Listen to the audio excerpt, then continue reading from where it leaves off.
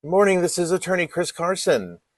Well, most of what we publish at the Daily Misanthrope is meant to make you laugh at the shoplifter who waved at the camera or the fraudster who signed his own name to the note. But today's subject is different. No one's laughing at this topic. Today's subject is the butcher's bill of confidence, the price paid in human lives of one man's, in this case, the general's, certainty. The great military catastrophes of history were not acts of God or bad luck.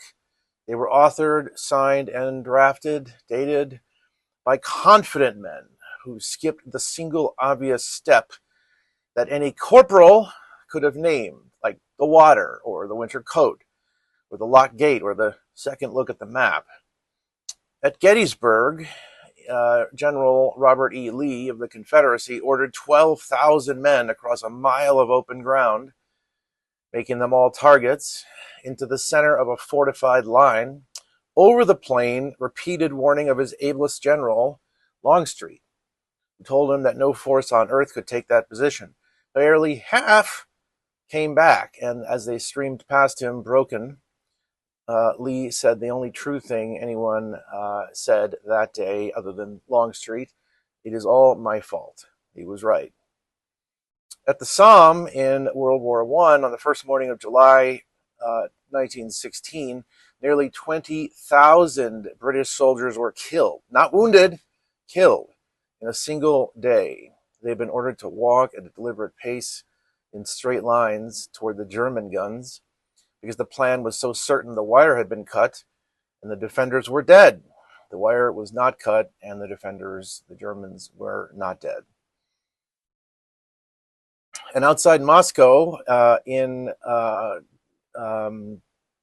fall of 1941, in World War II, an army, that is the German army, froze in its summer uniforms because a man so sure of victory by Christmas had not, that is Adolf Hitler, had not thought to order the packing of winter coats on the very ground where Napoleon's army had frozen for the identical reason 129 years before.